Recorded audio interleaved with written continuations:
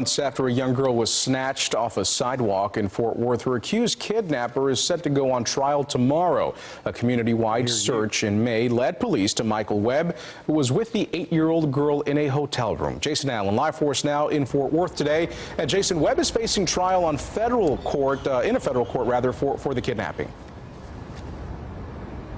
Right, Ken, and it's the speed of the federal system that is why this case is happening and going to trial so quickly after the crime, which happened in the spring. By putting Webb on trial here, it is likely that the young victim, experts told us, probably will not have to testify. And if Webb is convicted, he'll probably spend a longer period of time behind bars. From the moment neighborhood cameras captured the kidnapping of a young girl in Fort Worth in May, the case caught the community's attention. Now federal prosecutors are looking for a quick kidnapping conviction against Michael Webb, where he faces a minimum of 20 years and up to life in prison. You know, I'm not really sure where you could go where someone's not going to be offended by this offense, right? But I would assume that he's going to get a life sentence if convicted.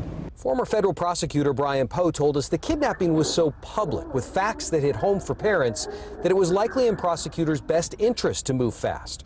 Webb is accused of grabbing the girl while she was out in a neighborhood with her mother. Community members later spotted his car at a hotel, where an initial search of his room didn't turn anything up, but a second search found the girl. Webb is only charged with taking the girl, though, not for anything that may have happened while she was with him, which would speed up the process and potentially put it to the point where the little girl wouldn't have to testify.